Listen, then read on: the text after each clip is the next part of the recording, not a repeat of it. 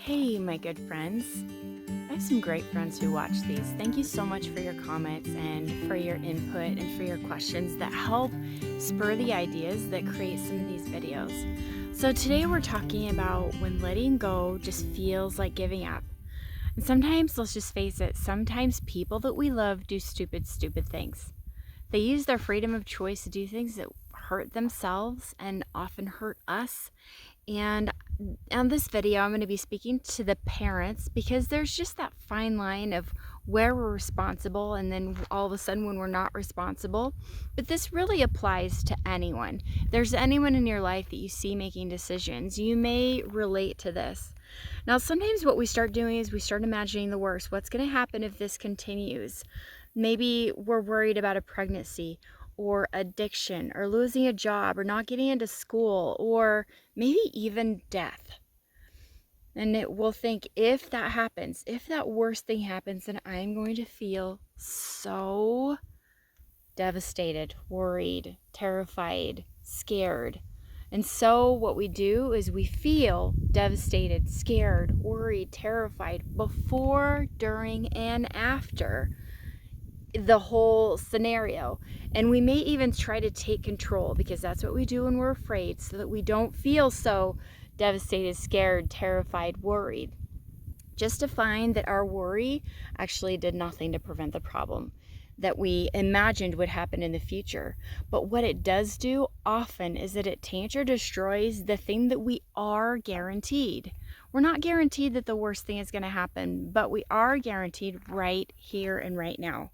And this is the thing that we're often affecting when we're trying to take control and not letting go of the reins. So, letting go of the reins is when we may just stop trying to manage their actions. And this will often feel absolutely terrifying. And it even feels like giving up, especially when our jobs have been to protect these people, right?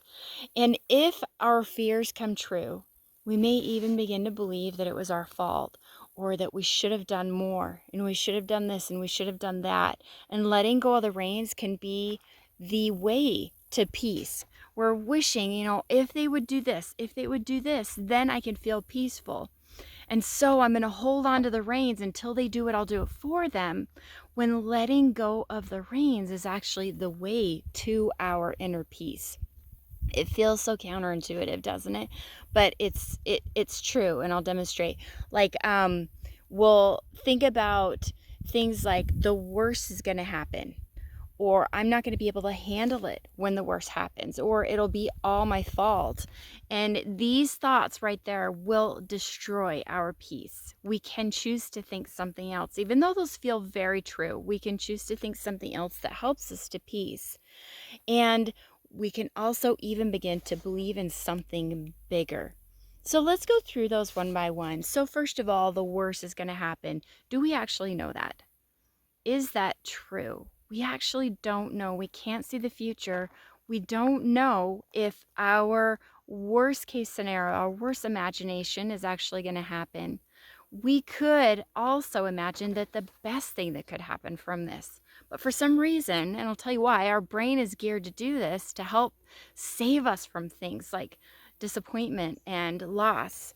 And so it's going to go to the worst case scenario in our mind, like, I'm not going to be able to handle this, or the worst will happen. So number two, I won't be able to handle it. That's actually not something that we can prove to be true either, but we can actually choose to say something different, like, I don't want to handle it.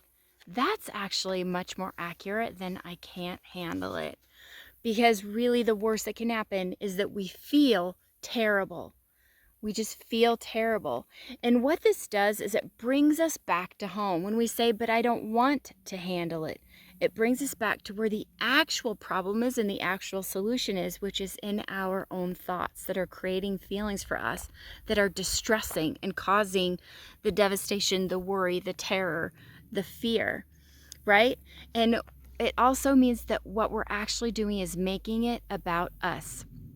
We'll say, I just want them to be happy, but when we think about how we're going to feel if they're not happy or if the worst case scenario comes around, we've actually brought it back to us. It's become about us, and it always was. So what this does that's to our benefit is it brings the focus back on where we actually have some control. And so let's go to the third thought. It will be all my fault. So let's talk about it. Parents, we have 3 jobs when our kids are young. It's to love them, to protect them, and to teach them. And we do our very best during those formative years to love and protect and teach. Sometimes our best is not fantastic. We try to teach them. Sometimes they don't quite catch on, and we try to love them, and sometimes we get conflicted, and sometimes we try to protect them and they still manage to get into trouble, right? But our job is just to do our best with those things. Now, can I point out that one of our jobs is not to keep our kids alive? All right? I know that feels scary to let go of that, but it's not our job to keep them alive. Survival rate does not determine how excellent a parent is. The very, very best of parents have lost children.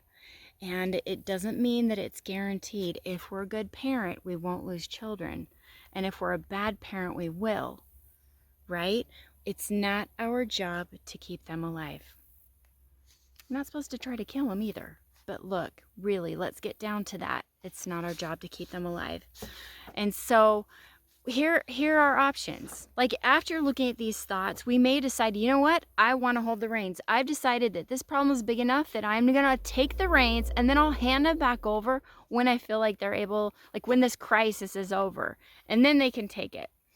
And we may be fine with that decision.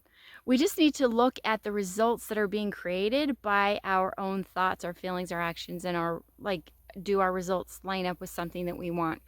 Sometimes when we can't take the reins, when they're not giving them up, we may withdraw or start to not care, believe that we have to stop caring in order to preserve ourselves. But let's look at it. We try to withdraw them to better behavior. We may try to yell them to better behavior, and we can't do that. It just doesn't work. But we also can't love them to worse behavior, right? All of their behavior is still up to them. So if the results are not ones that you like, I'd like to offer something else to try. Keep caring. Keep caring so much. Keep loving fiercely, and keep hoping, and care about something even more than everything ending the way you wanted. Something like, I believe in your ability to have your journey. I believe in your right to steer your ship and be the captain of your own soul. I believe in your right to live your life. I will fight for you fiercely. And my job now, if you're an adult, gets to be, now I just get to love you. That's my decision. And I may even get to love you when you make stupid decisions.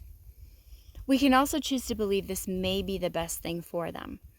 This will work out to our greatest happiness. Love doesn't need to equal agreement. And taking control today will not help them make better decisions tomorrow. And they're going to be faced with decisions later on. Is me taking control and handling this actually going to solve it, or will just make them compliant in the moment and deficient in those skills later on? So let's just have some compassion for ourselves. There's a good reason why we jump to those negative conclusions and don't just automatically jump to the positive. It's because our brain is trying to protect us. Our brain is trying to say, if this happens, you are going to be so sad. And on some level, it believes that feeling sad and upset and sad now is going to help us. Like, I'll feel sad now so that we don't feel so sad later. But there's another thing that we can do. We can make a couple deals with ourselves and with our brain. We can say, brain, I hear you. You're trying to protect me from sadness, and I'll make you a deal. If the worst case scenario happens, I will feel sad. I will feel very sad, and I will grieve, and I will be upset. And I promise that I will. I just don't see that it serves me right now. It doesn't help me show up as the person that I want to be. The other thing that we can make a deal with is that we can agree that we will have our own backs. If the worst thing happens, if what we fear happens, we can promise ourselves, you know what, I'm not going to blame you for someone else's choices. I'm going to have your back and tell you that you did your best. I'm not going to assault you for anything that happens afterwards. Okay? So these are some things that we can do to kind of preempt the things that could be coming, if they even are. You can also give equal time to the amazing things that may be coming, the good things that happen from all the lessons that they're going to learn and the lessons that we're going to learn of how to love completely unconditionally, love fiercely, even when someone makes stupid decisions. Okay, have your back. You can do this. Are you at that place in a relationship where you want to let go, but you just can't find the strength to release your grip? I can help you. Please call. We can talk in a consult about how coaching can help you learn to let go and have peace.